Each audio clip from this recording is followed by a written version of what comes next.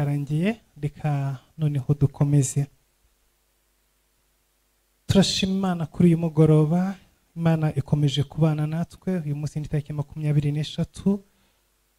Harabura umunsi umwe gusa kugira ngo twinjire ku itariki 25 ku munsi wa Noheli, igihe twibuka kuvuka k'umwami wacu Yesu Kristo. Abakunda Imana turabahaye ikaze, abadukurikirana kuri YouTube, abari live kano kanya, n'abandi bakoresha ubundi buryo butandukanye kugira ngo bashobore kurikirana ijambo ry'Imana.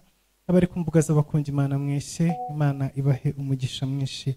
Rero muri iyi minsi yose buri mugoroba dufite uyu mwanya wo kuganira ijambo ry'Imana no gusenga, twitegura kwibuka igihe umwami wacu Yesu Kristo yaziye mu isi akaducungura ku musaraba.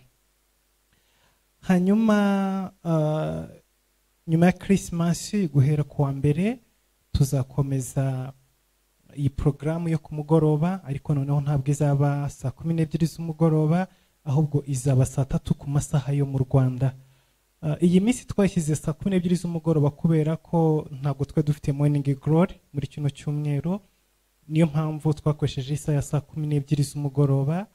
Ariko mu cyumweru gitaha tuzadufite morning glory mu gitondo, tugire n'amasengesho ya saa 3 z'umugoroba. Azabaca online kuri YouTube, ari live ndetse no kuri free conference. Ndatekereza ko bizaba byakunze no ku mbuga z'abakunda Imana tugashobora kubagezaho audio nkuko bisanzwe. Iyi program izaba kugeza guhera kwa mbere kugeza kwa kane, hanyuma kwa gatanu tuziyiriza. Ntago tuzakora amasengesho y'imisi 3 nkuko byari bisanzwe mu mpera z'ukwezi tugira amasengesho y'imisi 3 yo kwiyiriza, ahubwo tuzakora amasengesho y'umunsi umwe gusa kwa gatanu. Ndetse kuri wa gatanu w'icyumweru gitaha dufite na overnight izatangira saa 12, so turimo dushima Imana kubwo iby'Imana yadukoreye muri uyu mwaka wose 2022. Tuzatangirana n'amashimwe, buri muntu wese azagira umwanya wo gushima Imana, hanyuma dukomeze nkuko bisanzwe. Izageza saa 12 za mu gitondo ku masaha mu Rwanda. Hazaba ari ku wa gatandatu ku itariki 31. Ku wa gatandatu mu ijoro ryo ku wa gatandatu bucya ari ku itariki ya mbere, naho dufite overnight ariko y'amasaha 2 gusa. Tuzatangira saa 5 z'ijoro tugeze saa 7 z'ijoro, hanyuma turangize. Twabikoze gutyo kubera yuko usanga ku itariki ya mbere kuri bonane abantu benshi baba bashaka guhura n'imiryango yabo, abandi bafite izindi programu zitandukanye, gusangira n'inshuti, gusohoka, kunezerwa, kugenza gute. So niyo mpamvu rero overnight ndende tuzaganiramo ibyo Imana ituvugaho ku mwaka wa 2023 tugiye kwinjiramo, izaba kwa gatanu. Rero kwa gatanu mwese ntimuzabure, muze muri ku murongo kugira ngo tumenye umugambi Imana idufitiye mu mwaka wa 2023. Ibyo rero nibirangira kuwa mbere hazaba ari ku itariki 2 tuzata dutangira amasengesho y'imisi 40. Uko iyo niyo programu Imana yaduhaye abakunda Imana. Tumaze igihe ariko bimeze, dutangirana n'ukwezi kwa mbere turi masengesho y'imisi 40, dusengera umwaka mushya twinjiyemo, dusengera ibyo Imana yatubwiye bizaba mu mwaka tuba dutangiye, dusaba umugisha, dusaba uburinzi, dusaba amahoro, dusaba kugendana n'Imana. Kuko urugendo rwose Imana yatangije irarurangiza. Nimba Imana itangije urugendo hagati muri twebwe, igatangirana natwe itangije urugendo rw'umwaka, tuba twizeye neza yuko uwo mwaka Imana izabana natwe. Ibyo tuzahura nabyo byose, ibyo tuzanyuramo byose, Imana izabiri kumwe natwe kandi umwaka tuzawurangiza neza. Niyo mpamvu rero igihe cyose twebwe dutangira amasengesho mu ntangira z'umwaka, kugira ngo ibyo tugomba gusengera byose twifuza mu mwaka mushya byose tubisengere kuva ku cyambere kugeza ku cyanyuma. Kandi amasengesho yatanze umusaruro mwinshi. Tubonye buri mwaka Imana ikora ibintu bihambaye, Imana ikora ibintu bikomeye.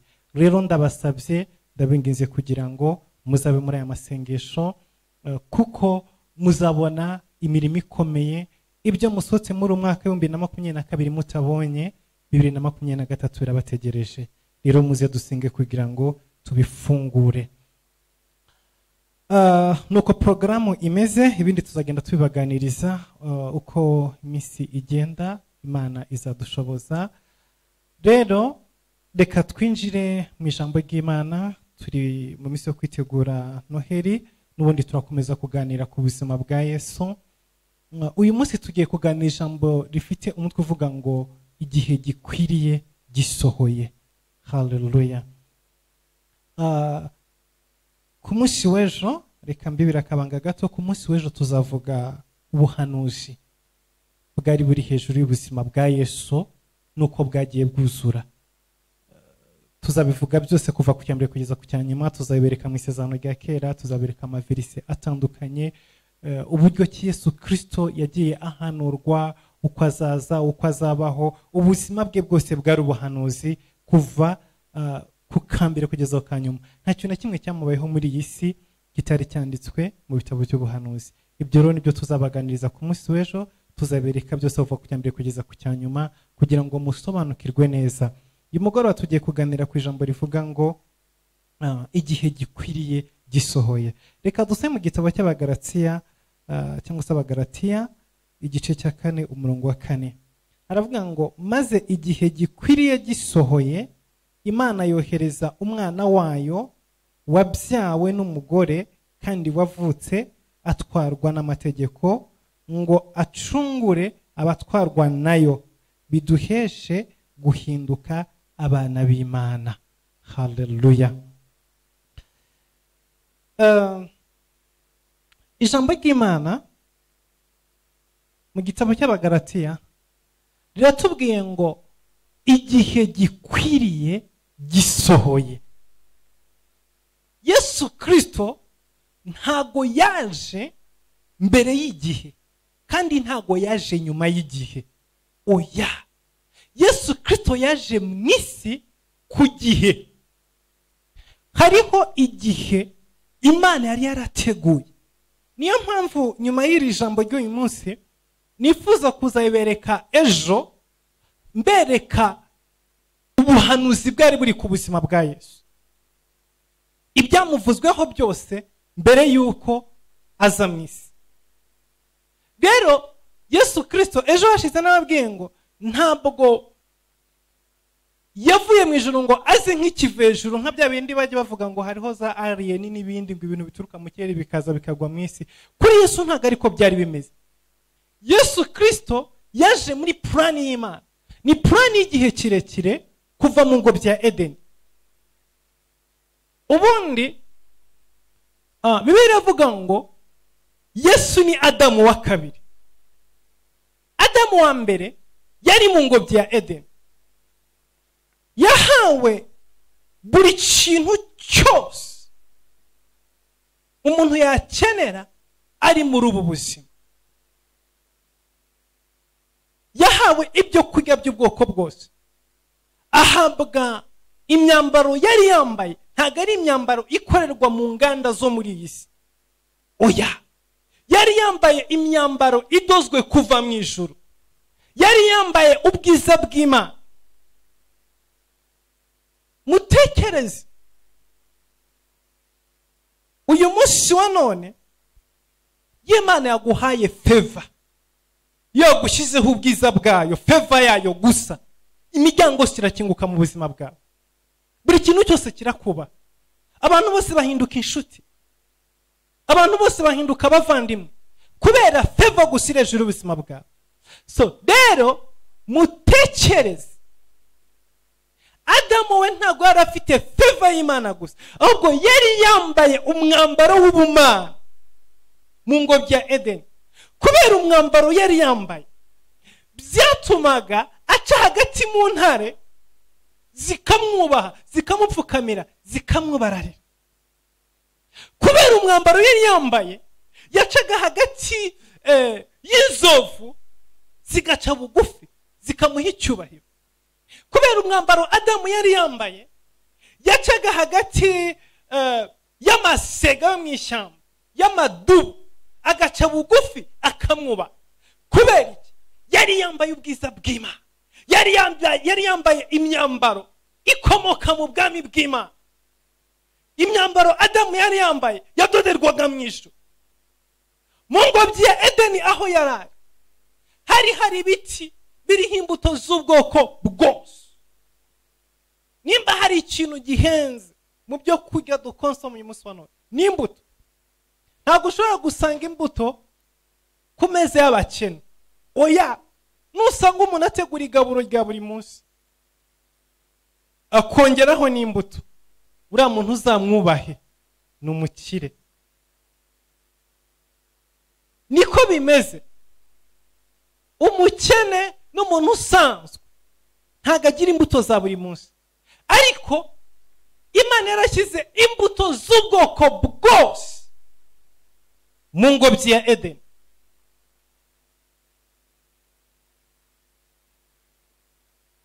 Hanyuma y'ibyo ngibyo muzi amafaranga duspendinga kwa muganga iyo umuntu arwaye, amafaranga dutakaza ntagira uko angana. Ariko mu ngobyi ya Edeni harimo ibiti bivura indwara z'ubwoko bwose, ku buryo Adamu icyo yakoraga ni kimwe, buri munsi yarasoromaga imbuto akarya, ako kanya indwara iri mu mubiri we igahita igenda. Nta ndwara zari ziriho, nta muruho wari uhari. Imana imusaba ikintu kimwe gusa, imusaba kuyumvira, nta kindi. Itegeko Adamu yari afite mu ngobyi ya Edeni ni rimwe ryonyine gusa. Ntabwo ari amategeko 10 nk'Abisirayeli bahawe ku musozi wa Sinayi. We yari afite itegeko rimwe ryonyine gusa ryo kumvira Imana. Kino giti ntuzakirye, ibyo gusa, nta kindi, nta wundi mutwaro urenze, nta kindi kintu gikomeye kiri hejuru y'ibyo ngibyo Imana yamukoreje mu buzima bwiwe. Yamubwiye ijambo rimwe gusa, irya unywe ukora ibyo ushaka, utegeka isi n'ibirimo, utegeka ibiguruka, utegeka ibyo mu nyanja, amafi y'ubwoko bwose uyayobore, inyamaswa zo mu nyanja, ingona n'ibindi biteye ubwoba n'imvubu, ibyo byose ubitegeke, intare zo mu ishyamba, inyoni zo mu kirere ziraza akagoma n'ibindi byose ndabiguhaye ubiyobore. Ikintu ngusabye mu buzima bwawe ni kimwe, ni ukunyumvira gusa. Hari indi tegeko ryari rihari. Aya mategeko, ntukice, ntukibe, ntugasambane, ntukifuza umugore wundi, jya wubahiriza umunsi w'isabato, jya ukora ibi n'ibi. Ayo mategeko yose nta na rimwe ryari riri ku buzima bwa Adamu mu ngobyi ya Edeni. Yari afite ikintu cyose, afite itegeko rimwe ryonyine gusa. Isi yari arimo ntabwo yari irimo ibibazo nk'ibyo tufite uyu munsi wa none.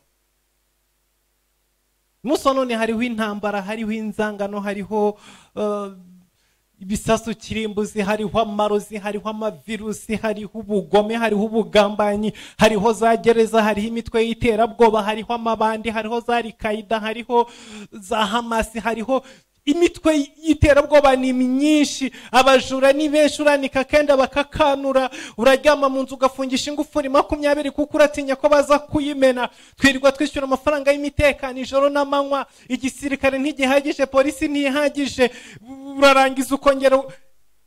Ibyo bibazo byose dufite uyu munsi wa none Adamu ntabyo yari afite. Aho yaryamaga naho ibyo ashaka kwiga n'ibyo, ntabwo yibazaga uyu munsi wa none biragusaba kwiga, biragusaba urafata akana k'imyaka 2, akana k'imyaka 2 ukakabyutsa saa 11 za mu gitondo kajye ku ishuri, nikatajyayo ubuzima muri isi nikazabushobora.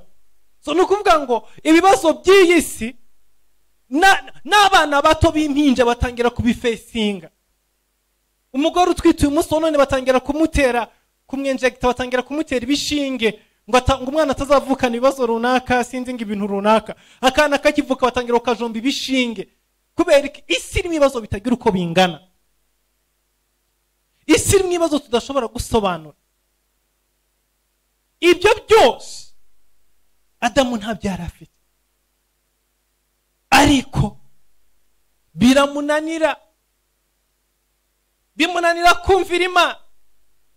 Amaze kunanirwa kumvira Imana, amaze gukora icyaha, uwo munsi Imana itishyiraho umugambi wo kohereza Adamu wa kabiri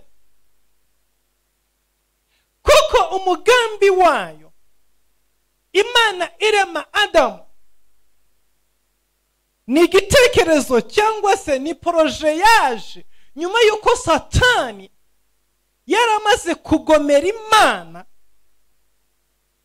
agashaka kwishyira hejuru kugira ngo nawe aramywe asengwe ajye hejuru y'intebe y'Imana. Imana yarahaye Satani byose mw'ijuru, yaramuhaye umusozi ukomeye kuruta indi misozi yose yo mw'ijuru. Satani afite uburenganzira bwo kuza aho Imana iri adasabye audience, mu gihe abandi bamarayika bitashobokaga.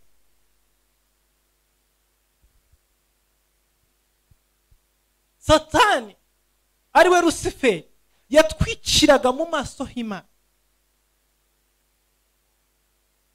Lucifer yari afite ubuhanga bw'uburyo bwose bwo gucura abandi bamarayika batari bafite, ariko ibyo byose ntibyamuhaza, ntibyamunyura. Aravuga ngo ngiye gukora ibishoboka byose ntwari intebe y'Imana. Ava mu mugambi Imana yamuremeye wo kuramya Imana, afata gahunda yo kwiba no gutwara intebe y'Imana. Imana iravuga ngo uzamanuka ujya ikuzimu, ndetse ikuzimu ho munsi y'ikuzimu abagutinyaga n'abakubahaga bose bazatangara. Ibyo birangiye,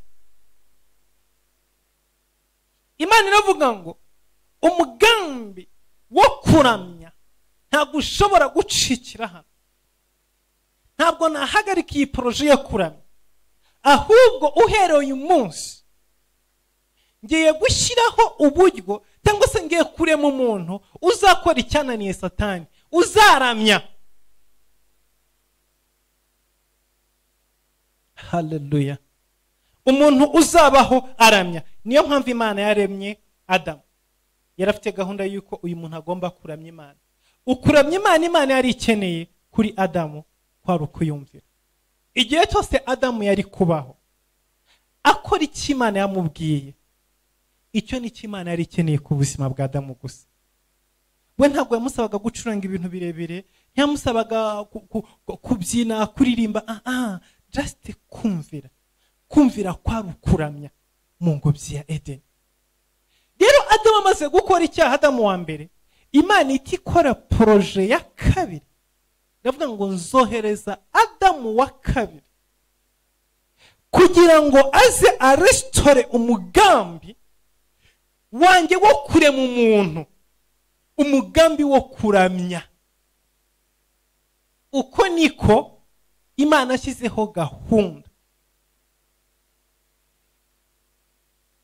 yo kohereza Yesu muri iyi si kugira ngo aze arestore, azure gahunda yo kuramya Imana.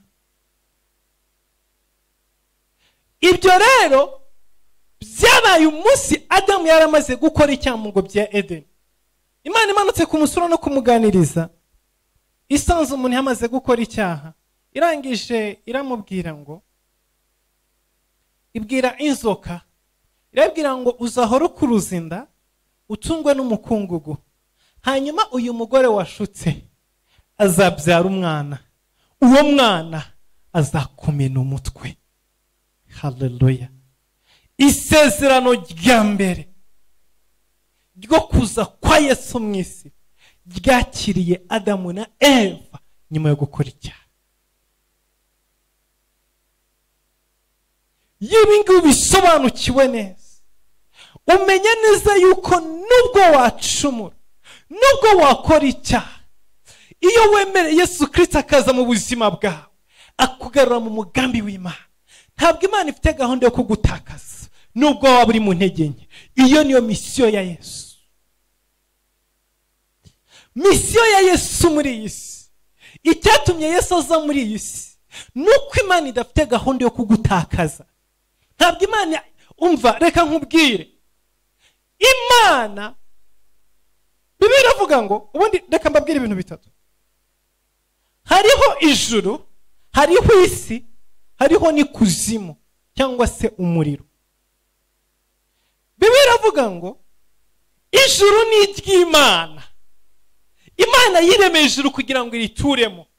Hanyuma ngo isi iyiremera umuntu. Haleluya. Igihe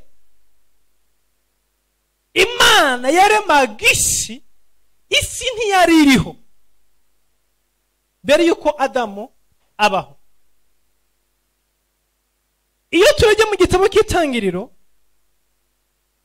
uku kurema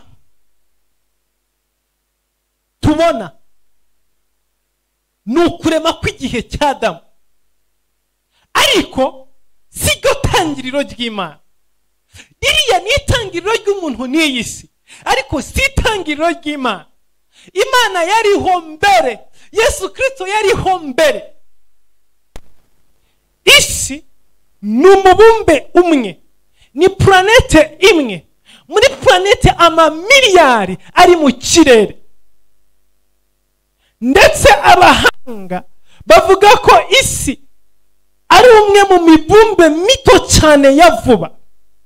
Kandi niko kuri, kuko isi ni umubumbe washyizweho cyangwa se n'ahantu haremewe umuntu. Imana imaze gufata gahunda yo kurema umuntu, nibwo yarebye iravuga ngo uyu muntu ngiye kumuremera umusozi wiwe. Umusozi w'umuntu Imana yamuremeye ni iyi si. Iyi si Imana yaremeye umuntu. Hanyuma ntago habagaho Gehinomu, ntago habagaho ikuzimu. Imana iravuga ngo Satani kuko washatse kwishyira hejuru, ugashaka ko utwara intebe yanjye, Imana irema ikindi kintu cya gatatu, ari cyo cyitwa Gehinomu. Imana irema Gehinomu yayiremeye Satani, ntago yaremeye umuntu. Umuntu yaremewe isi ngo ayibemo, ayihinge, arye ibiri mu isi, ategeke isi n'ibiyirimo. Imana irema ijuru ryayo ngo irituremo n'ingabo zayo n'abamarayika bayo. Hanyuma Imana irema Gehinomu kugira ngo Satani azarimburwe azira ibyo yakoze. Kuko Satani ntiyashutswe. Oya, umuntu akora icyaha yarashutswe, ariko Satani ntawamushutse, ahubwo yuzuye kamere mbi muri we.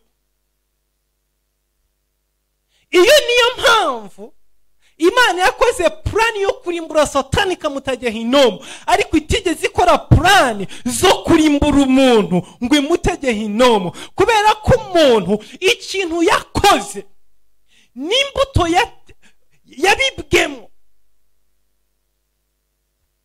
ntabwo ari kamere y'umuntu. Kamere y'umuntu ni ukuramya Imana, ni ugusenga Imana, ni ukubaha Imana, ni ugukorera Imana. Ariko Satani adukurura muri kamere yiwe. Nusoma igitabo cy'Itangiriro neza, nahereye mu Itangiriro kuko niryo riri connecte n'ubuzima bwa Yesu. Iri jambo igihe gikwiriye gisohoye, ntabwo ushobora kuryumva ntabanje kuguha iyi introduction.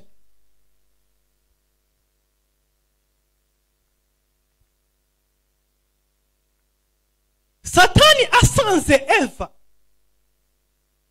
umva icyaha umuntu yakoze. Abigisha benshi bazabasobanura cyangwa se bazababwira yuko umuntu icyaha yakoze ari ukurya ku giti, ari urubuto yari.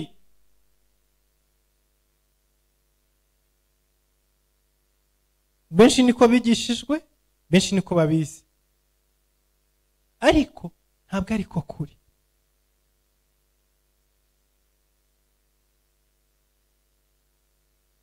Yakoze ibintu bibiri.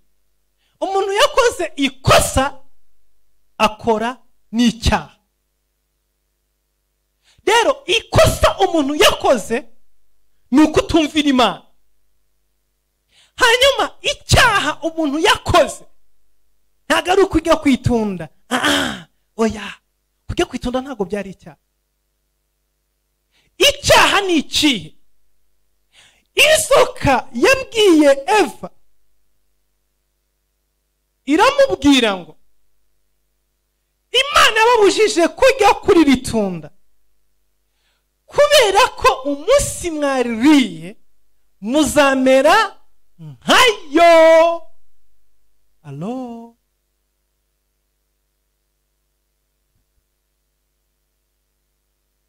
iyi niyo politike Satani yinjije mu muntu. Ntabwo umuntu yari yitunda kuko riryoshye, ntabwo umuntu yari yitunda kuko atamatsiko yo kurirya, ntabwo umuntu yari yitunda kuko bari muhatirije, ntabwo aririye kuko arishaka, ahubwo Satani yafashe wa mutima mubi wiwe wo gushaka kumera nk'Imana, wo gushaka ko bamusenga, wo gushaka ko bamuramya, wo gushaka ko bamwadora, wo gushaka ko bamupfukamira. Araza yongorera umuntu ngo nugira itunda nawe uzamera nk'Imana, nawe bazakuramya, nawe bazakubaha, nawe bazagupfukamira. Ntabwo Imana izongera kugukanga, nawe uzicara ku ntebe y'Imana. Nuvuga ngo bya byifuzo Satani yari afite byo kwicara ku ntebe y'Imana nibyo yazaniye umuntu. Hanyuma umuntu asingira igiti, afata itunda ararisoroma ararirya, ariko mu itunda yashakagamo kumera nk'Imana.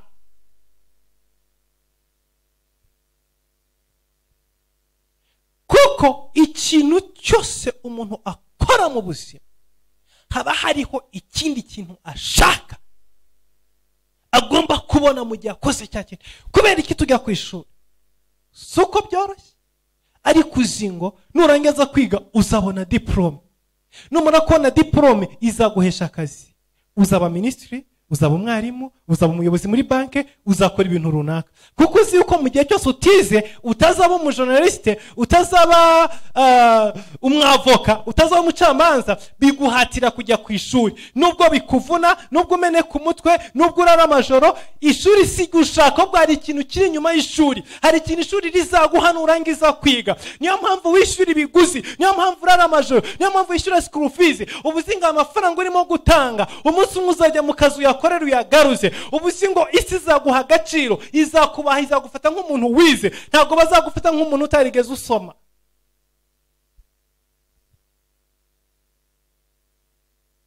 Hallelujah. Yesu ashimwe.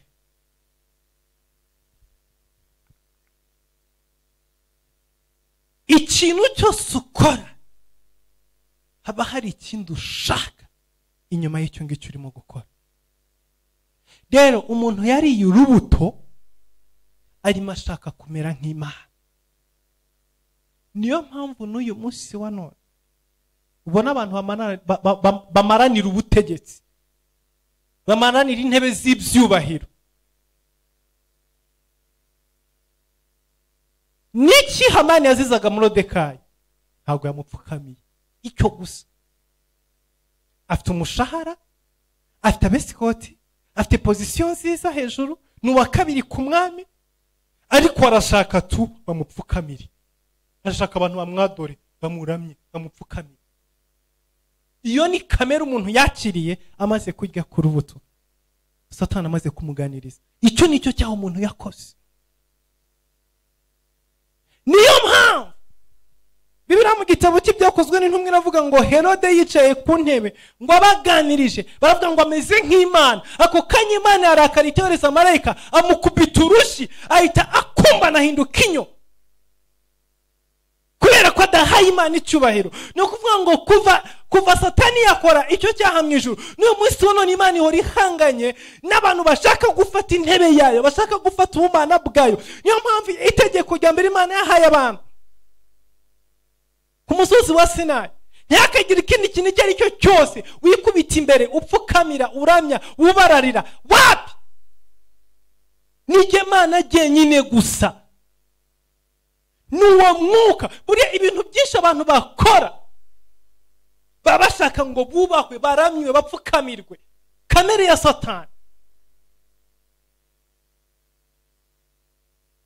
Rero Imana ibyitegereje imaze kubibona, iravuga ngo reka nohereze Adamu wa kabiri ufite kamere yo kuramya Imana. Yesu Kristo ari kuri iyi si igihe cyose yahaga data icyubahiro. Yavugaga ngo sijye witumye, natumwe na data. Sinaje ku bwanjye, naje ku bwa data. Ntacyo nkora ntabonanye data. Ntabwo mvuga ibyanjye, mvuga ibya data. Yarariho arimo azamura icyubahiro cy'Imana, arimo yerekana ubwiza bw'Imana, yerekana gukomera kw'Imana. Niyo misiyo Yesu Kristo yazanye. Yaje kugarura abantu mu kuramya Imana, mu gusenga Imana, mu kubaha Imana, mu kugendera mu bwiza bw'Imana, mu kumva Imana, mu kwambara umwambaro w'ubumana. Niyo misiyo ya Yesu kuri iyi si. Haleluya. Iyo misiyo rero yabaye mu ngobyi ya Edeni. Imana avuga ngo ubwo wowe Adamu wa mbere unaniwe, shyizeho plan ya kabiri. Adamu wa kabiri azaza akora ibyo udashoboye gukora. Ntabwo nzakurimbura, sinzakoreza ikuzimu, ahubwo nzakohereza umucunguzi. Niyo mpamvu abantu bazajya ikuzimu kuko babihisemo. Misiyo ya Yesu ni ukuza gukinga umuryango utwara abantu ikuzimu kwa Satani, ubasubiza ku Mana, hanyuma akabajyana ku Mana, akabajyana mu ijuru, agakingura umuryango basubiza ku Mana. Iyi niyo misiyo ya Yesu, nirwo rugamba rwa Yesu.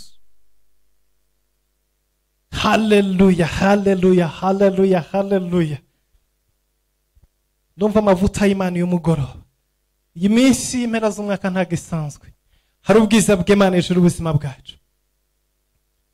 Abantu bazajya Gehinomu ni uguhitamo kwabo, ntabwo ari gahunda y'Imana.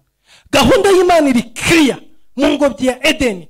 Umwana azavuka azakumena umutwe we wanzoka we. Haleluya. Tuzavuga kuri Yesu kuri Noheli. Tuzavuga kuri Yesu ageze muri iyi si. Musi turacyavuga mbere y'uko aza. Rero Imana imaze gushyiraho plan. Imana ishyiraho igihe ibyo bizabera. Haleluya. Ntabwo Imana ikora ibintu giturumbuka, ntabwo biyigwaho gutyo gusa. Imaze gufata gahunda. Umva, Imana iremye umuntu, ntabwo yamuremye mu mbaraga n'ubushobozi buhambaye nk'ubwo yaremanye Satani. Oya, kuko ubushobozi n'ubudahangarwa bukomeye yahaye Satani nibwo bwamuteye kwishyira hejuru. Rero Imana iremye umuntu yari ifite experience yo kuri Lucifer.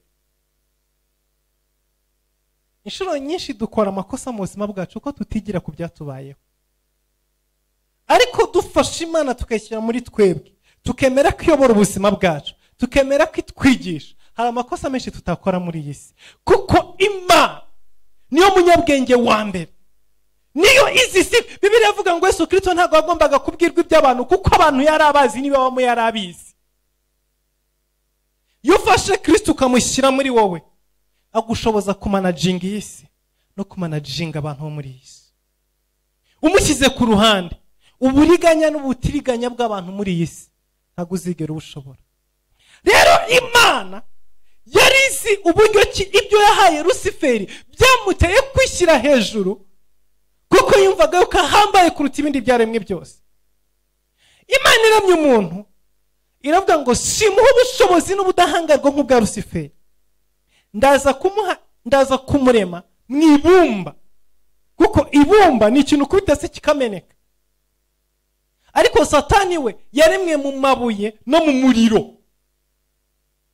Rero ibumba n'ibuye ni ibintu bibiri bitandukanye.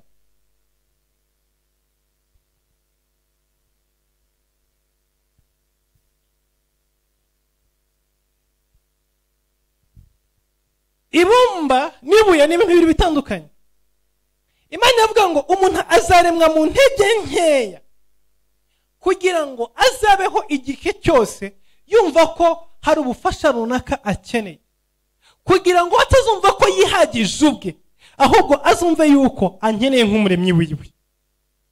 Niyo mpamvu nta muntu n'umwe kuri iyi si, niyo wagira miliyari, niyo waba perezida, niyo waba minisitiri, niyo waba generali, intege nke z'umuntu ntizijya zirangira. Iteka umuntu ahora ari umunyantege nke. Niyo mpamvu ubona umuntu ni perezida, ayoboye igihugu, afite abajenerali, afite abaminisitiri, abantu bose bamupfukamira, ariko agahamagaza abapfumu mu nzu yiwe. Igisirikare kimurinze, ibikoresho, ibifaru, za misile, ibintu byinshi za burendaragura hirya no hino, afite abantu barinze imipaka, barinze hirya no hino, ariko ahorana insekirite muri we. Ntajya yumva yuko akomeye bihagije, oya, ahora yumva yashyira akababa ku ipataro yambaye, umupfumu yaza agatongera ibintu runaka, akagira ibindi amishira, akagira ibindi amubwira, ibintu nk'ibyo ngibyo. Nuko kuko umuntu ari mwe mu ntege nke. Iteka umuntu akeneye Imana. Uko niko Imana yabikoze kugira ngo umuntu atazishyira hejuru nka Satani, ahubwo azabeho akeneye Imana igihe cyose. Rero kuko Imana yari izi yuko umuntu aremwe mu ntege nkeya, kandi yari izi yuko Satani atarafungwa iminyururu ngo ajugunywe ikuzimu, niki Imana yakoze? Imana yaravuze ngo uyu muntu bitewe n'intege nke ziwe ashobora kugwa mu cyaha. Nagwa mu cyaha ntabwo nzamujugunya. Uwo munsi Imana ikora plan zo gucungura umuntu. Haleluya. Ni ukuvuga ngo gahunda yo gucungura umuntu yabayeho umuntu atarakora n'icyaha.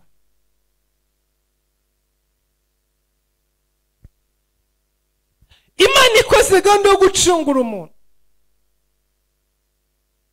yashakishije mu ijuru inzira byacamo, isanga Yesu Kristo wenyine gusa, umwana w'ikinege, niwe ushobora gukora iyo misiyo. Abamarayika barahakana, ibizima birahakana, abakuru 24 barahakana, ibiba mu ijuru byose birahakana. Yesu arahaguruka afata igitabo cyari gikubiyemo plani zose zo gucungura umuntu. Bira mu gitabo cy'Ibyashuri avuga ngo Yohana ubwo yari yicaye ku kirwa arira, arizwa nuko umuntu agiye kurimbuka, ngo ako kanya agiye kubona ngo intare mu muryango wa Yuda, igisi cya Dawidi, ngo aranesheje, arahaguruka afata igitabo, amena ibimenyetso, kirabumburwa. Kiriya gitabo Yohana yabonye nicyo cyari kirimo plani zose zo gucungura umuntu, zakozwe umuntu atararemwa. Niyo mpamvu Imana imanutse mu ngobyi ya Edeni ikavuga na Adamu, igasanga Adamu yakoze icyaha. Ntabwo Imana byayisabye gusubira mu ijuru ngo ibanze ijye gukora inama n'abamarayika na Yesu Kristo, ahubwo yahise itangaza umugambi wariho kuva mbere. Iravuga ngo Satani wibeshye, kuko byari byarateguwe icyo wakoze uyu muntu ntari burimbuke. Byari byarateguwe yuko n'umunyereza akagwa, hari inzira izakoreshwa kugira ngo yegurwe, kugira ngo agarurwe. Umwijima umujyanyemo ntabwo azawuhoramo ibihe byose. Reka nkubwire uko byateguwe. Umwari azasama inda, azabyara umwana w'umuhungu, azakumena umutwe. Imana irahindukira ibwira Satani ngo uyu mugore ubona wakoresheje mu kujya ku giti, muri we niho umucunguzi azanyura. Haleluya. Imana ambwira ngo nkwibiye ibanga, hariho plan, hariho igitabo gikubiyemo gucungurwa k'umuntu. Iki gitabo rero gikubiyemo gucungurwa k'umuntu, iki gitabo gikubiyemo gucungurwa k'umuntu cyari kirimo ibintu byose bigomba kuba mbere yuko Yesu Kristo aza mu isi. Ibyo bintu byose bigomba kuba, buri kintu cyose cyari gifite igihe cyacyo.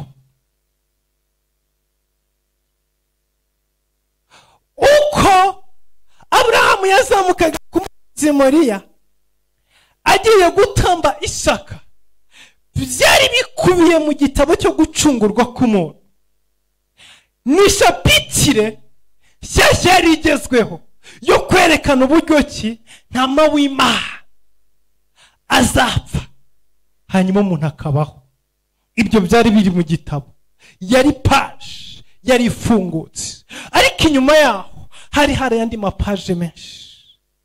Abisirayeli mu gihugu cya Egiputa ubwo babaga umwana w'intama, yari purani, byari biri muri purani y'Imana, cyari igihe cyari kigeze cyabyo. Yari shapitire nshyashya yari ifungutse. Abahanuzi bagiye bahanura ngo umwana azasama inda, bizagenda gutya, bizamera gutya. Babaga barimo basoma ku gitabo cyo gucungurwa k'umuntu cyari kiri mu ijuru. Imana yajyaga ibazamura mwiyerekwa ikabereka agapaje gato, bagasoma akantu gatoya, bakagaruka bakavuga ngo hari igitabo cyanditswe kiri mu ijuru, mu bubiko bwo mu ijuru nasomye akantu kavuga ngo uwera w'Isirayeli azavuka. Haleluya.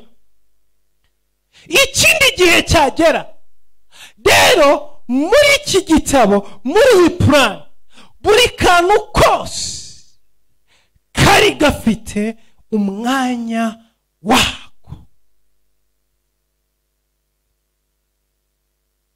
Yesu Kristo ntabwo yagombaga kuza igihe cyiwe kitaragera.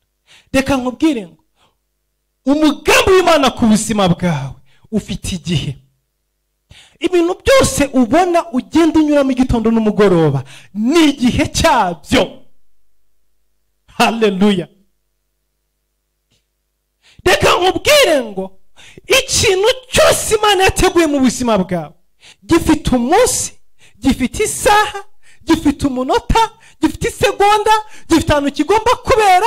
Hari ibigomba kubanza kuba, hari ugomba kubanza kuhagera, hari ibigomba kubanza gukorwa, hari mandarabasekeremosaine. Yesu Kristo mu byavuzwe ku buzima bwiwe kugira ngo acungure umuntu yagombaga kubambwa ku musaraba. Ndimo kuvuga igihe yagombaga kubambwa ku musaraba. Rero habayeho ubwami bwa Babuloni. Mu bihano byabwo ntabwo byigeze bushyiraho igihano cyo kwica umuntu abambwe ku musaraba. Bivuze ngo mu bwami bwa Babuloni Yesu Kristo ntabwo yagombaga kuvukiramo, kuko yagombaga gupfa urupfu rwo ku musaraba. Kandi abami ba Babuloni ntabwo bigeze bashyiramo icyo gihano mu mategeko yabo na gahunda zabo mu gihe bari bayoboye isi. Bivuze ngo Yesu Kristo ntabwo yagombaga kuza. Abamedi n'abaperesi baje mu mategeko y'abakarishye ntabwo bigeze bashyiraho kubamba umuntu ku musaraba. Izo mpamvu zatumye Yesu ataza mu gihe cyabo.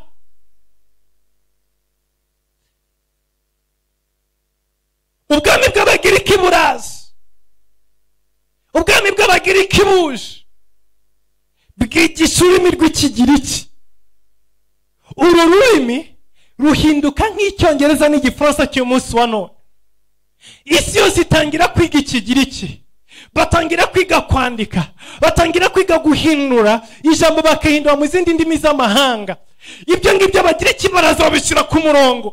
Barimo bategura inzira ya Yesu, kuko Yesu Kristo aje ku isi yagombaga kubwiriza ubutumwa bwiza bugahindurwa mu ndimi zitandukanye, bukagera na hano muri Afurika, mu ndimi zitandukanye za Afurika. Bukajya mu Giswahili, bukajya mu Cyongereza, bukajya mu Kinyarwanda, bukajya mu Kirundi, bukajya mu Kigande. Ibyo byari biri mu gihe cyabo. Abagiriki baraza barigisha, bashyiraho gusoma, bashyiraho kwandika, bashyiraho kubika inyandiko, bakora ibintu byinshi bijyanye n'ubuhanga n'ubwenge. Ba Sokrate baraza, ba filozofi bakomeye, bashyiraho uburyo bw'amashuri abantu batangira kwiga byazanywe n'Abagiriki.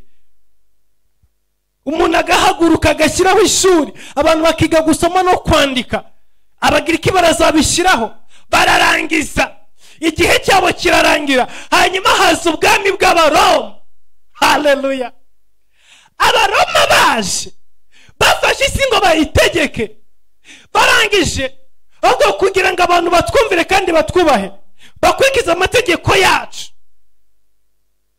Igihano gikomeye dushyizeho, umunyabyaha ruhagwa warenze abandi tuzajya tumumanika ku musaraba. Abaroma nibo bazanye igihano cyo kwica abantu babamanitse ku musaraba. Rero ubwami bw'abaroma buje bumaze gushyiraho icyo gihano cyo kumanika abantu ku musaraba, bivuze neza ngo igihe cya Yesu cyari gisohoye. Haleluya! Igihe cya Yesu cyari gisohoye ku ngoma y'abaroma, ku bwami bw'abaroma. Baramaze gufata isi yose, binjira i Yerusalemu, bafata na Isirayeli bayishyira munsi y'ibirenge byabo, bafata amategeko yabo ayobora Isirayeli yose. Icyo gihe rero cyari kigeze ngo umucunguzi, umwami Yesu aze avukire muri iyi si. Imihanda yari yaraharuwe, abagiriki bari barakizeho indimi zitandukanye, amahanga abasha gukominika, abantu bavugana n'abandi. Igihano cy'umusaraba cyari kimaze kugeraho, imihanda ihuza ibihugu n'ibindi n'imigabane yari imaze gushyirwaho, ubucuruzi bwambukiranya imipaka bwari bumaze kujyaho. Icyo nicyo gihe Yesu Kristo yamanutse aza kuvukira mu nda y'umugore. Haleluya! Ndimo kuvuga ngo igihe gikwiriye gisohoye. Yesu Kristo ntago yapfuye kuza gutyo gusa, yaje mu gihe.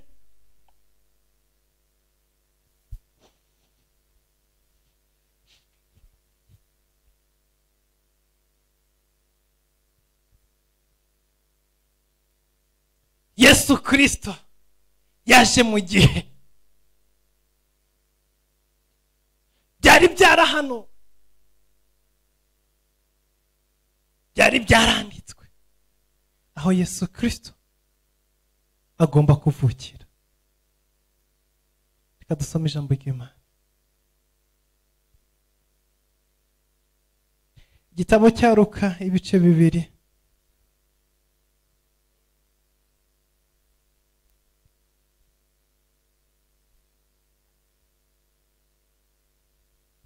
Reka dusome duhereye ku murongo wa 1 kugeza ku murongo wa 7. Biravuga ngo, nuko muri iyo minsi itegeko riva kwa Kayisari Augusto ngo abo mu bihugu bye bose bandikwe. Uko niko kwandikwa kwa mbere kwabayeho.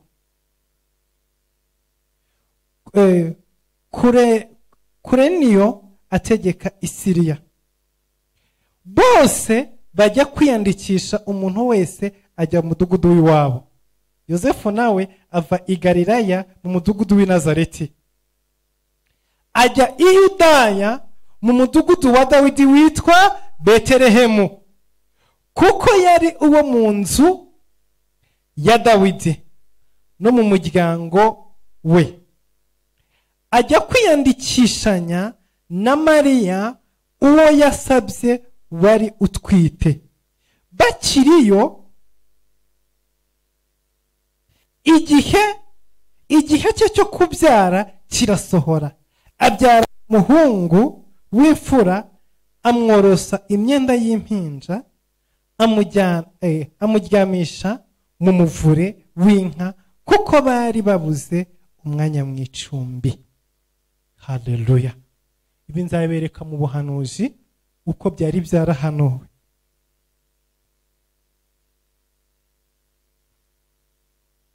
Igihe Yosefu yasabaga Mariya, bari batuye i Galilaya mu mudugudu witwa i Nazareti. Aha niho bari batuye, niho babaga, niho bakoreraga business. Ariko ntabwo hariho iwabo, ntabwo ariho bari baravukiye. Ariko mu buhanuzi Bibiliya yavuze ngo azitwa Umunazareti. Nzabibereka ejo ku buhanuzi bwari hejuru y'ubuzima bwa Yesu, azitwa Umunazareti. Ibyo rero byatumye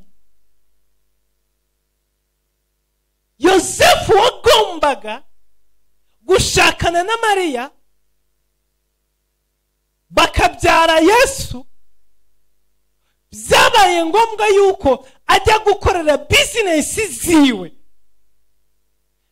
n'ibikorwa byiwe no gushakira ubuzima i Galilaya y'i Nazareti. Ibyo byari biri connecte n'ubuzima bwa Yesu ugomba kuza ku isi. Iyo igihe kigeze, hariho abantu Imana ikura ahantu hamwe ikabajyana ahandi ku bwawe kugira ngo bagutegereze, kugira ngo bakwakire, kuko umugambi Imana ku buzima bwawe uri connecte n'aho hantu. Niyo mpamvu Imana idakora ibintu rimwe na rimwe. Hari igihe dusenga tukabwira Imana ngo Mana, ko nagusabye ibi, ko nakwinginze ibi, ko basezeranyije ko ibingi uzabikora, kubera ko utabikora. Imana igaceceka ikakwihorera, kuko icyo Imana izi cyo ni kimwe, yarasezeranye. Rero ibintu byose Imana yasezeranye ku buzima bwawe bifite igihe yabisezeranyemo, ariko icyo gihe Imana yasezeranye ibintu ku buzima bwawe, hari ibindi bintu bigomba kubanza gushyirwa mu bikorwa. Rero marayika w'Imana asanga Mariya amubwira ko azasama inda. Yamusanze bari i Galilaya, bari i Nazareti, niho babaga, niho bari, aho niho yakiriye inda, aho niho yasamiye, aho niho yatwitiye Yesu. Ariko muri gahunda y'Imana byari byarahanuwe, byari byanditswe ngo yewe Betelehemu nubwo uri muto. Oh, haleluya. Bivuze ngo igihe cyo kuvuka kwa Yesu kigeze, nubwo byahanuwe ko azaba Umunazareti, ariko kandi hari irindi jambo ryavugaga yuko agomba kuba avukiye i Betelehemu. Niko byari byanditswe. Nzabibereka ku munsi w'ejo. Ejo nzabaha amaverise menshi cyane ariko igihe cyo kuvuka kwe kigeze, baramutwite.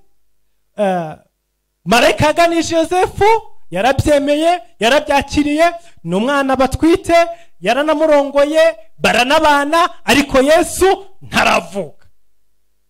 Bibereye i Galilaya y'i Nazareti. Nibaguma hano rero i Galilaya, Yesu Kristo araza kuvuka, avukire i Galilaya y'i Nazareti, kandi agomba kuvukira i Betelehemu. Niba muranyumva neza, hari igihe utuntu nk'utu tumera nk'aho ducanga naho gatoya. Batuye i Galilaya y'i Nazareti, kandi umugore aratwite, nabyara azabyarira i Galilaya y'i Nazareti. Ariko ibyahanuwe bivuga yuko agomba kuvukira i Betelehemu. Ariko ibyo ngibyo Yosefu ntabyazi, kandi ntabwo yigeze. Yosefu yari umubaji. Buriya hari abantu basoma ibitabo cyane,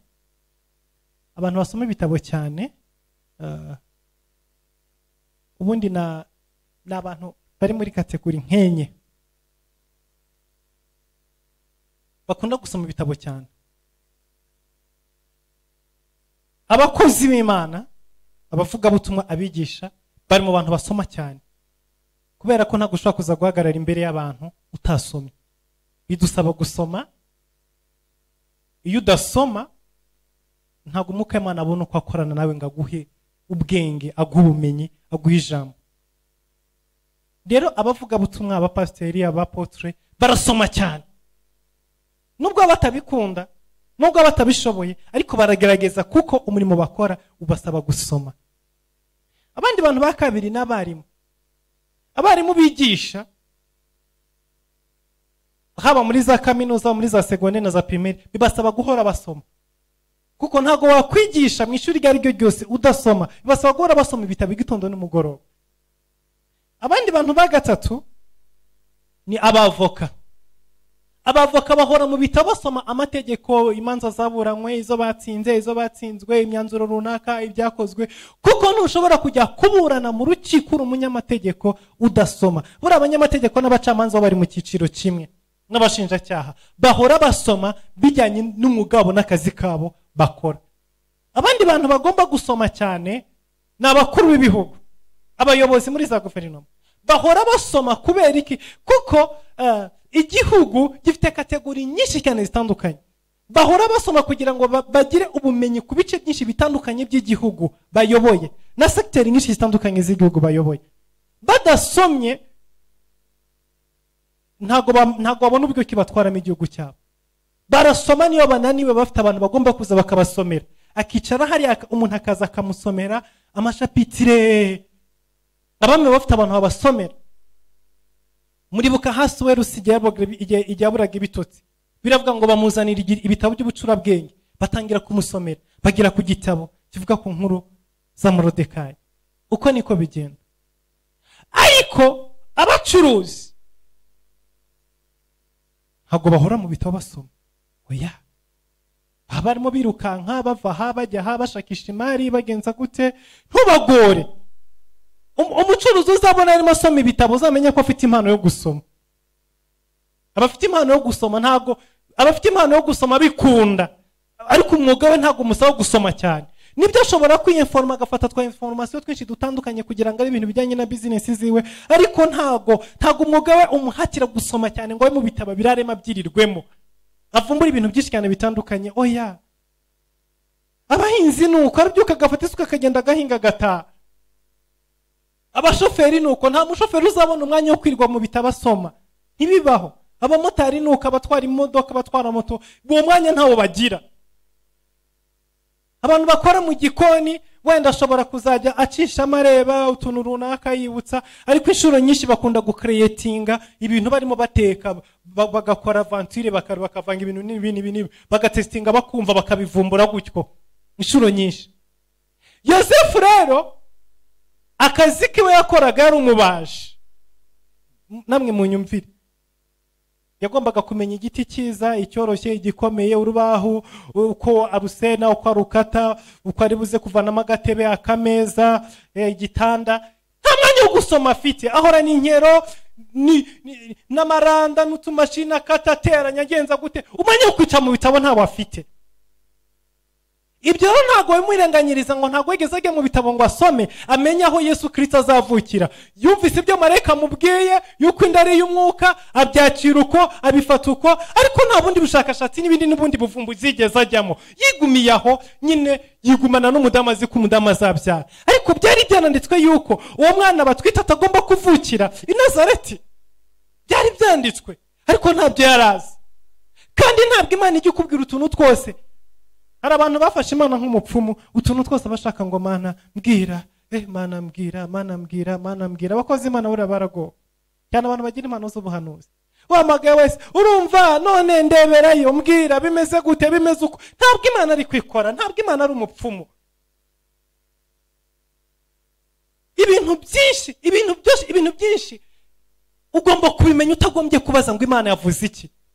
Byinshi biri muri Bibiliya biranditswe, ibindi urebera mu bikubaho, ukarebera mu bikuzengurutse, ukareba mu by'Imana yashyizeho, ugatekereza, ukibuka ibyatambutse, ukagenza gute, ukavumbura umugambi Imana ku buzima bwawe. Ntabwo ari ngombwa ngo akantu kose Imana yamanutse, ngo akantu kose umuhanuzi yavuze, akantu kose ngo warose. Oya, Imana yaguhaye ubwenge, waremwe mu ishusho y'Imana. Imana yategeza nawe ugira ibintu uvumbura. Rero ntabwo Imana agomba kumanuka ngo ize kuri Yosefu ngo urumva rero ngo bihanuye gutya ngo none haguruka ugende. Oya, ahubwo hari ibintu Imana igira ukigakora hanyuma ukisanga umugambi wayo. Rero igihe cyo kubyara kigeze, Mwuka w'Imana aramanuka aragenda ajya mu muyobozi Kaisari Augusto. biravuga ngo ashyiraho itegeko ryo kwibaruza.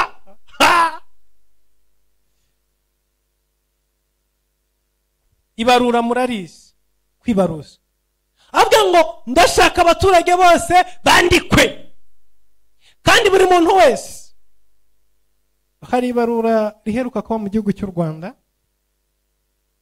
basangaga abantu aho bari. Ni nka ririya barura ryabaye, niryo ryabaye mu gihe cya Yesu yendaga kuvuka, ariko ryo ntabwo basangaga umuntu ahari. Ahubwo itegeko ryaravugaga ngo buri muntu wese ajye kwivuka iwawe. Sinzi abantu bari gusigara muri Kigali we biza kuba iryo tegeko ritangwa. Mwari kuri abantu benshi bari kwatsa modoka bururu Kigali, mwari gusanga indutse vide. Abantu bose bohereza kwivuko, Kigali ari gusigaramwe imbago. Rero itegeko riratangwa, umuntu wese ahaguruke ajye kwibaruza iwabo. Yosefu ejo nabwiye yuko Mariya amaze gusabwa atarakibarirwa mu muryango we wabo, ahubwo yese abarirwa mu muryango wo kwande, ukwa Yosefu. Rero ako kanya Yosefu nawe yagombaga guhaguruka akerekeza iwabo aho yavukiye, ariko atagiye wenyine, ajyanye n'umugore we Mariya, kubera ko amaze kumusaba ari belong kuri we. Arahaguruka yerekeza i Betelehemu. Biravuga ngo Yosefu nawe ava i Galilaya mu mudugudu w'i Nazareti ajya i Yudaya mu mudugudu wa Dawidi witwa i Betelehemu, kuko yari uwo mu nzu ya Dawidi no mu muryango we. Haleluya. Uko niko Imana ikora. Turimo turagana ku musozo, tugiye gusenga. Uko niko Imana ikora. Iyo igihe cy'Imana kigeze, hari ibintu Imana yohereza kugira ngo biguhagurutse, bikuvana ahantu, bikujyana ahandi. Wenda Yosefu ntiyari kubyumva neza, Imana imubwiye ati haguruka ugende hariya n'umwana agomba kuvukira. Ariko itegeko rije, yahagurutse azi ngo ni ibisanzwe. Hari ibintu bigiye kuba ku buzima bwawe ubibone nk'ibisanzwe, ariko ntabwo ari ibisanzwe, kuko ari igihe cy'Imana ku buzima bwawe. Iyo ari igihe cy'Imana ku buzima bwawe, Imana igitegeka hakabaho n'amabarura atarateganijwe. Nguko niko kubarura kwa mbere kwari kubayeho. Hari ibintu bigiye kubaho bwa mbere mu buzima bwawe, kuko Yesu Kristo agomba kuvukira muri wowe. Yesu Kristo agomba kuba muri wowe. Simvuga ngo uraza gupfukama hasi ubyare nk'uko umudamu apfukama akabyara umubiri. Kuvuka kwese mu buzima bwawe ni ukuhe. Aratangira gukorera muri wowe, aratangira kwerekana imirimo yiwe, aratangira kwerekana ibitangaza byiwe, aratangira kwerekana gukomera kwiwe. Kubera iki? Ni igihe mandarabaseke mosai. Iki ni igihe cy'Imana ku buzima bwawe. Bibiliya yatubwiye mu ijambo twatangireho dusoma ngo igihe gikwiriye gisohoye. Ntabwo Imana igikora ibintu igihe kitageze. Iyi Noheri irakwibutsa yuko hari igihe cy'Imana ku buzima bwawe. Iyi Noheri irakwibutsa yuko iki ari igihe cyawe ngo Imana ikorane nawe. Iyi Noheri irakwibutsa yuko hari ibintu Imana igiye gukora ku bwawe. Hari amategeko agiye gusinywa muri guverinoma kugira ngo ubuzima bwawe butabarwe.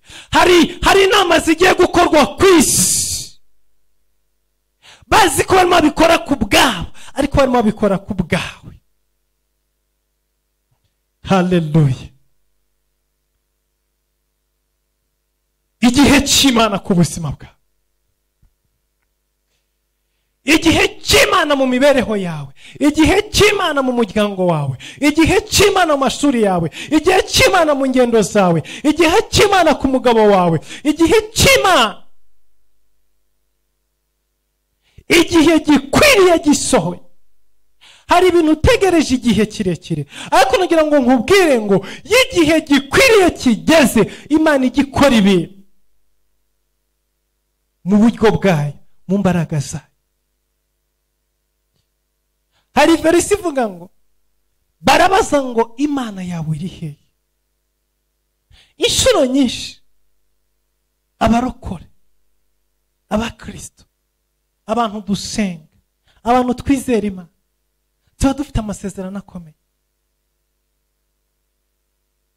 ariko tugaca mu bintu bigoye, tugaca mu bintu biruhije, hanyuma abantu bakakubaza ngo Imana yawe iri hehe?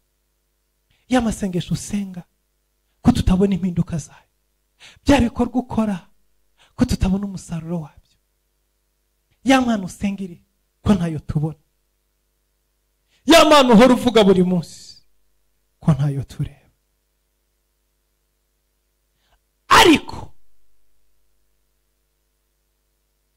uyu mugoroba ndashaka kukubwira ijambo rimwe: igihe gikwiriye gisohoye.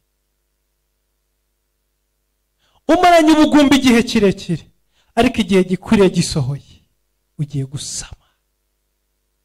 Umaranye uburwayi iminsi myinshi, uyu mugoroba ndashaka gusengera abantu bafite indwara zitandukanye mu mibiri yabo. Ufite uburwayi mu nda yawe, mu mubiri wawe, urababara, ariko Yesu Kristo mu byamuzanye mu isi harimo no gukiza indwara zawe. Uribaza ngo ko nasenze, ko naraye amajoro, ko nagenze, ko nashatse abakozi b'Imana, ko nashatse abahanuzi, ko iyi ndwara yanze kumva. Igihe gikwiriye gisohoye. Uribaza, sinzi Imana igihe kirekire, ubukode maze mu imyaka irenga 20, ubuzima bugoye, iyi mibanire mibi n'uwo twubakanye, duhora dushwana, duhora dupfubusa, aranyanga, ntabwo yigeze anyereka urukundo, rero igihe twabaniye ubuzima buraruhije, ubuzima burangoye, nibiki bimeze gute? Urababaye. Kibaza, Imana nsenga ijoro n'amanywa, Imana mpamagara uko bukeye n'uko bwije, iri hehe ko itagaragara? Reka nkubwire ngo igihe gikwiriye gisohoye. Biravuga ngo ikintu cyose Imana yagitegeka igihe cyacyo. Yesu Kristo aje muri isi yaje mu gihe. Reka nkubwire ngo no kugutabara arazira mu gihe, no kukubohora arazira mu gihe. Byinshi byabaye mu buzima bwawe byari byo gutegura umugambi w'Imana. Bakundi wabonye usorwa mu nzu byari byo gutegura umugambi w'Imana. Ya mategeko ubona n'akakavuyo kaba, ibintu ukabona bimwe bivuye ibindi bigiye ahangaha, nibyo gutegura umugambi w'Imana. Yesu Kristo yaje mu gihe ibintu byose bimaze gutegurwa, bishyizwe ku murongo. Biravuga ngo Yosefu na Mariya bageze i Betelehemu, ako kanya igihe cyo kuvuka kwa Yesu cyari gisohoye. Hari ahantu Imana igiye kukujyana kugira ngo igihe cyawe kigere. Hari ahantu Imana yakujyanye kugira ngo inda yawe ivuke, kugira ngo amasezerano yawe yuzure. Hari ahantu Imana yakuzanye kugira ngo yuzuze umugambi wayo. Hari ahantu Imana igukura ikagutwara ahandi abana b'abantu ntibabisobanukirwe, ariko ibikora kugira ngo yuzuze umugambi. Ahantu uri ntabwo ari impanuka, ahubwo Imana yarakujyanye kugira ngo uzuze umugambi wayo. Iyi Noheri iri jambo riratwereka neza ngo Imana ibasha kugukura ahantu hamwe ikakujyana ahandi kugira ngo ikuzurize umugambi. Hari umujyi umwe yagukuyemo ikujyana mu wundi kugira ngo uzuze umugambi ku buzima bwawe. Hari urugo yakuvanyemo ikujyana mu rundi kugira ngo yuzuze umugambi wayo ku buzima bwawe. Hari igihugu kimwe yakuvanyemo ikujyana mu kindi kugira ngo uzuze umugambi wayo hejuru y'ubuzima bwawe. Hari inshuti yavanye mu buzima bwawe izana izindi kugira ngo uzuze umugambi wayo hejuru y'ubuzima bwawe. Hari akazi yakuvanyemo ikujyana mu kandi kugira ngo uzuze umugambi hejuru y'ubuzima bwawe. Birashoboka yuko ushobora kubona bisa nkaho bimeze nabi, ariko ntutinye, biri mu mugambi w'Imana. ahantu Yosefu na Mariya bari bavuye ni ahantu bari bamenyereye, bari bafite inshuti, bari bafite abashobora kuza kubaramira, abashobora kubazanira agafu k'igikoma, abaza koza umubyeyi, aho umubyeyi ari bubyarire, bari bafite inzu, bari bafite buri kimwe cyose, bari bafite urugo, bari bariteguye, bari bafite agatanda k'umubebe, bari bafite ibintu bakenera, bari bafite abavandimwe, yari atanakora bizinesi, yari afite iduka acururizamo, yari afite ateri yabarizamo, yari afite buri kintu cyose. Yesu kubyarira i Nazareti ubuzima bwari koroha, ibintu byari kugenda neza, ariko Imana irabahagurutsa ibavana i Nazareti bamenyereye ibajyana i Betelehemu batamenyereye. Bageze i Betelehemu ibintu byari bimeze nabi, kuko nta muntu bari bahazi, nta nshuti bari bafite, nta muvandimwe bagiragayo, nta bizinesi bagiragayo, nubwo bari barahavukiye, bari barahavuye kera. Bitekereze neza, reba umuntu waje nko muri Kigali cyangwa muri Bujumbura cyangwa muri Kampala cyangwa Nairobi cyangwa se i London mu Bwongereza, agakora investment mu mujyi, akubaka inzu, akagenza gute, umudamu wagatwita, hanyuma yarangiza afite ba muganga bamukurikirana, afite aho yivuriza, afite assurance, afite buri kimwe, hanyuma bakamubwira ngo genda mu cyaro, ahantu hatagira akazu, ahantu hatagira inshuti, ahantu hatagira abavandimwe, muri bwa buzima bwo mu cyaro, bakaba bakohereza, wahagera indi kagufatira. Mubyibaze namwe, wakwibaza ngo ibintu biri mu Imana cyangwa se ahubwo ni Satani wabyivanzemo. Ariko reka nkubwire, ibyo ngibyo wibaza ngo se umugambi w'Imana, biri mu mugambi w'Imana, kuko umugambi w'Imana n'igihe cy'Imana hari uburyo kibijya biplaninga ibihe, bikakohereza, bikagutwara, ariko bikujyana hose, bikujyana mu mugambi w'Imana, bikujyana mu nzira z'Imana, bikujyana n'Imana yateguye, bikujyana n'Imana yateganije. Ntabwo ari ahantu haturumbutse gutyo gusa. Haleluya. Bageze i Betelehemu, indi iramufata, ashaka ko yambaza nta wari uhari, ashaka ko hamagara nta wari uhari, ashaka ko yatabaza nta wari uhari, nta myenda y'umwana, bari bazi ngo bajye birukanka hanyuma bagaruke, ibintu byose bari babisize mu rugo. Birabacanga, birabayobera, bayoberwa icyo bakora, bayoberwa icyo bavuga. Inda ntago y'umwana, igihe cyo kuvuka k'umwana cyageze, ntago bamubwira ngo mwana ngo siniteguye ngo reka uzaze ejo, cyangwa se ndabona amafaranga wihanganye ukwezi kumwe. Oya, igihe cyageze cyo kuvuka aravuka, waba witeguye butiteguye, waba uri mu bitaro waba utari mu bitaro, waba uri kumwe na dogiteri utari kumwe na dogiteri, iyo umwana yageze kuvuka araza. Uko niko n'umugambi w'Imana umeze. Igihe cyo gusaba ko umugambi w'Imana kigeze, urasohora. Waba uri Betelehemu, waba uri Nazareti, waba uri Galilaya, waba uri Yudaya, aho uri hose umugambi w'Imana uruzura, nta cyawuhagarika, nta cyawitambika, nta cyawukoma mu nkokora. Ntabwo Imana rero ngo nta bigoma bihari, ngo nta mashuka ahari, ngo nta vuro rihari. Oya, igihe cyayo kigeze irakora nk'Imana. Namo nagira nkubwire ngo iyo ndutwite, ayo masezerano utwite azavuka, nubwo muri Betelehemu, kuko ari igihe cy'Imana. Haleluya.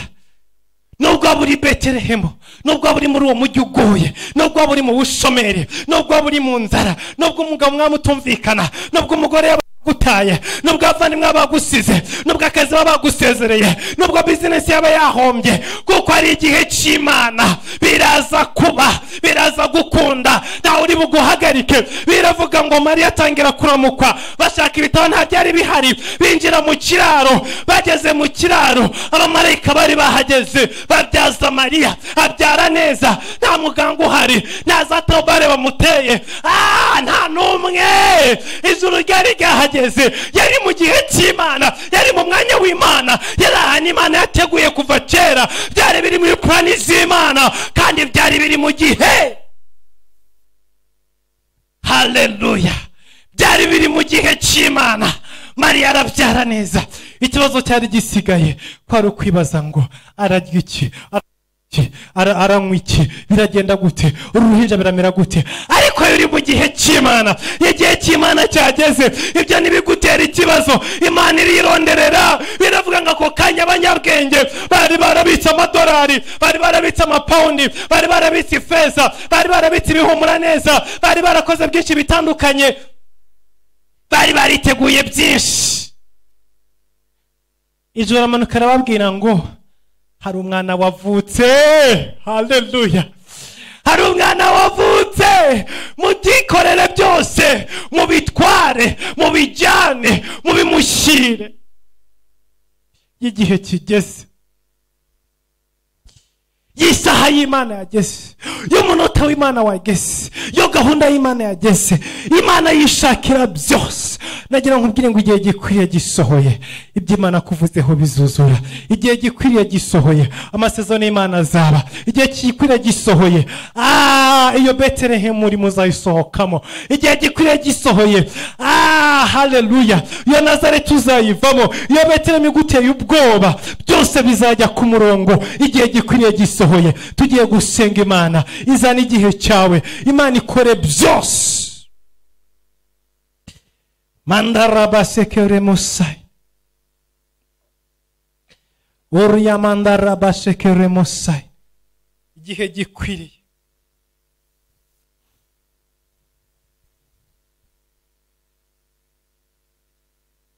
Reka iki ngiki kibe igihe cy'ubuzima bwawe, kibe igihe cy'urugo rwawe, kibe igihe cy'abana bawe, kibe igihe cy'umuryango wawe. Muri Noheri ubwira Imana ngo Mana, nategereje igihe kirekire, ariko iki nicyo gihe nagutegererejemo. Iki nicyo gihe nakurindiriye. Iki nicyo gihe cyo kunyereka ibyo wamvuzeho. Iki nicyo gihe cyo kumpa ubwenge. Iki nicyo gihe cyo gusoza amasezerano. Iki nicyo gihe cyo kuzuza imvugo yawe. Zamura ijwi ryawe usenge mu izina rya Yesu Kristo Nazareti.